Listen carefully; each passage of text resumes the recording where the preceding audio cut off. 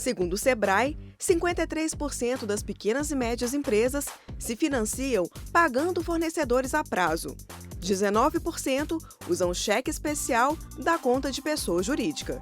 11% buscam empréstimos em bancos privados. 3% buscam linhas de microcrédito. A questão de empréstimo é um entendimento para que eu quero esse empréstimo. A pior situação ao pegar empréstimo é quando eu estou endividado. Se eu não resolver o problema da origem da dívida, pegar empréstimo é uma furada. É quebrar a empresa e não perceber aquilo ali. Então eu tenho que entender para que eu quero empréstimo. Se eu quero um empréstimo para pagar contas passadas, estou errado. Primeiro eu corrijo o problema para depois verificar se realmente eu preciso de colocar dinheiro.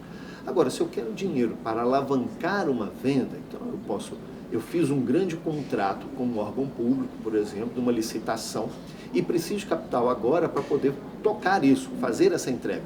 Isso é um bom empréstimo. Eu tenho um contrato já de venda futura que eu preciso de dinheiro hoje. Empréstimo razoável. Se eu tenho, então, uma perspectiva de melhorar, fazer um investimento onde reduz o meu custo, seja em equipamento ou em processo, também é um bom investimento. Agora, investimento para colocar dinheiro que não é definido, colocar como capital de giro, sem resolver o porquê está faltando capital de giro, é ruim. Eu preciso de ter uma certa capacidade de perceber que o empréstimo, esse dinheiro que eu estou trazendo de fora para dentro da minha empresa, apesar de me gerar ali algumas responsabilidades lá na frente, elas têm um potencial muito grande para poder fazer a empresa crescer. O que eu tenho que tomar cuidado é que às vezes o empréstimo, se ele for mal utilizado, então às vezes eu coloquei lá um dinheiro, um volume, peguei 30 mil reais no banco, com juros pré-definido, eu peguei 20 mil e apliquei na minha produção, comprei equipamento novo, e aproveitei 10 mil ali para, sei lá, trocar o meu carro, que não estava muito legal. Esses 20 mil que foram colocados na produção, eles têm potencial de rentabilizar a empresa. Mas aqueles 10 mil que eu desloquei para uma outra função, eles na verdade não vão me gerar nenhum tipo de retorno. E aí ele pode comprometer, por exemplo, o funcionamento da empresa ao longo do tempo, porque além das despesas normais que eu já tinha, eu ainda tenho que pagar esse empréstimo agora de 30 mil e que normalmente a gente tem taxas de juros que são relativamente altas, né? E a questão específica ali é saber quanto que eu consigo pagar, quanto que eu consigo pegar. Olhe para o seu lucro, ou seja, tudo que você faturou, com tudo que você tem a pagar, gerou de despesa daquele mês, o que sobrou aqui dali, você pega um percentual daquilo e fala assim, eu consigo pagar R$500 por mês. Se eu consigo pagar R$500 por mês, eu preciso de 5 mil, eu tenho que conseguir um empréstimo de 5 mil reais, com juros de 2, 3, 1,5, os juros que for, e pagar R$500 por mês. Fechado. Eu não olho para o valor, mas eu olho pela minha prestação, minha capacidade de pagamento e analiso se eu consigo ou não pegar um valor que vale a pena.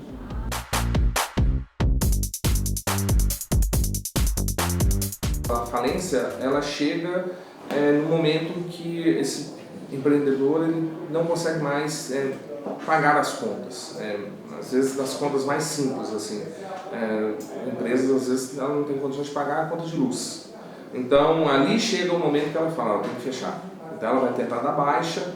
Normalmente, ela tem uma dívida ativa, porque ela tem tributos a pagar, ela tem débitos com funcionários a pagar. Então, é uma situação já um pouco mais complicada, porque isso pode gerar, inclusive, perda de bens pessoais. Então, a empresa está em nome dele, ele é responsável, né, por tudo aquilo que está atrelado à sua empresa. Então, às vezes, ele acaba tendo que vender, por exemplo, um bem para poder conseguir fazer o fechamento daquela organização.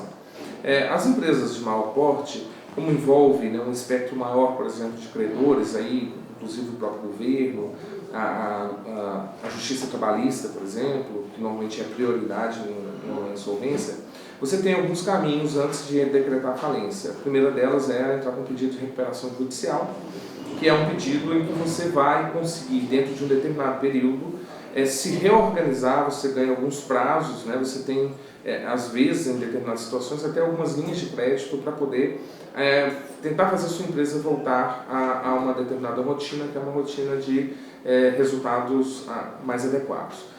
Só que isso é uma decisão judicial, ou seja, não é uma decisão, eu posso entrar com pedido, o juiz vai analisar em função de um conjunto de circunstâncias, Se ele percebe que essa empresa, por exemplo, o problema de gestão não é um problema relacionado à má-fé, isso é importante, não foi fraude, não teve nenhum tipo de roubo, né, por parte dos próprios empreendedores, e quando se percebe que há uma condição de recuperação da empresa, então eles dão, no primeiro momento, a recuperação dessa empresa, ela entra no período de recuperação judicial, e depois, né, ela vai ser reavaliada, tendo condições, recuperando efetivamente a sua condição de operar, ela sai da recuperação judicial e volta às operações normais.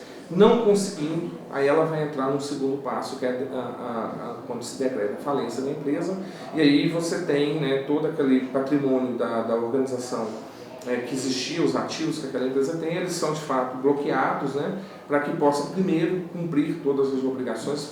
Como eu disse, uma das prioridades é sempre a justiça trabalhista, para que os funcionários daquela empresa não sejam mais penalizados, que já estão sendo, né? E aí você tem então o encerramento daquela atividade de uma forma muito turbulenta. Pedido de falência de uma empresa é quando eu ainda tenho uma expectativa de conseguir reverter essa situação e enfrentei algum problema específico que não se refere ao mercado. Então, vamos falar assim que uma empresa, ela tem um mercado, tem os clientes, mas por um erro administrativo ou qualquer coisa, ela entrou em insolvência, não conseguiu pagar. Aí eu peço a falência e vou pedir então um prazo para tentar recuperar essa empresa, porque eu tenho um mercado. Eu não posso pedir, eu falei, quando eu não enxergo possibilidades de estar nesse mercado ou mudar essa situação. Então, este é o melhor momento que eu posso pedir aquilo.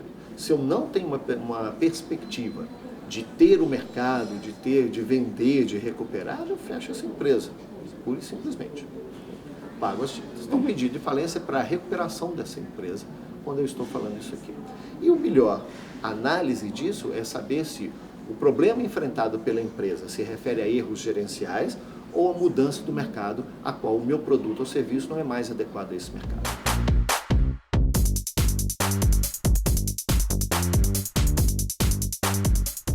Quando não deu certo ao empreender uma coisa, eu devo aprender com aquilo, continuar empreendendo e não cometer os mesmos erros, né? E a gente acha que o insucesso é uma coisa que elimina a possibilidade de empreender novamente por uma questão nossa, de vergonha, de não encarar que eu aprendi. Se eu encarar que esse erro, fechar uma empresa, é um aprendizado naquilo dali, não há problema nenhum. Não há. A única coisa que fica é se você tem dívida e fechou uma empresa, essa dívida não vai morrer. Eu vou ter que enfrentar essa dívida, mesmo empreendendo novamente. As empresas, elas vivem em um ambiente de muita mudança. Os consumidores estão mudando o comportamento o tempo inteiro. Então, é fundamental que a empresa ela se apresente de uma forma mais dinâmica. Então, a inovação, por exemplo, em produtos e serviços, ela é o principal elemento que mostra que eu estou acompanhando a dinamicidade do mercado. As organizações, as empresas, são organizações vivas, elas são formadas por pessoas que vendem produtos e serviços para outras pessoas. Então, é inconcebível você vender os mesmos produtos e serviços da mesma maneira, com as mesmas operações, durante 10, 15 anos, sendo que o mercado está sofrendo um volume muito grande de mudança. Hoje os consumidores consomem pelo aplicativo, as pessoas estão integradas o tempo inteiro em sistemas de informação dos mais variados. Então, é inevitável pensar, né, e é importantíssimo pensar, que o consumidor hoje quer comprar coisas diferentes, sejam produtos, sejam serviços. Então eu preciso equilibrar as minhas contas no período de turbulência, mas eu preciso continuar inovando.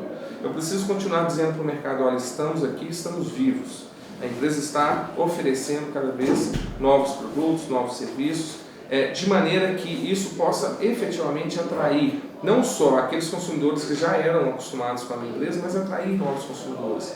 A progressão, o desenvolvimento de uma empresa passa, acima de tudo, pela renovação constante do seu mercado consumidor. Então eu tenho que entender que reduzir custo é transformar ele percentualmente menor em relação ao faturamento. Então, porque a gente sempre acha que reduzir custo é reduzir o valor pago por determinada situação.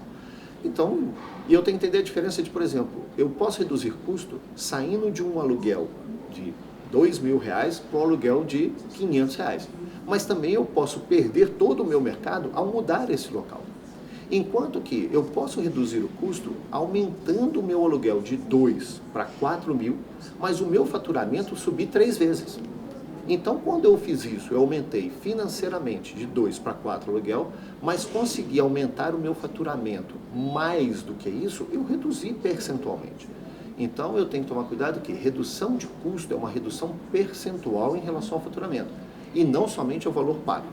Se eu entendi, como é que eu posso fazer isso? Eu tenho que entender que redução de custo é baseada na estratégia comercial do meu negócio. Às vezes, só enxergar o valor, eu erro. Então, como a gente falou, o aluguel pode ser importante, a redução de custo, se eu entender que pagar mais por um determinado ponto comercial também me traz um faturamento maior do que aquilo. Então, reduzir custo é reduzir percentualmente o valor da despesa em relação ao faturamento da empresa. Sempre que eu buscar a análise percentual, eu terei uma ótima redução de custo.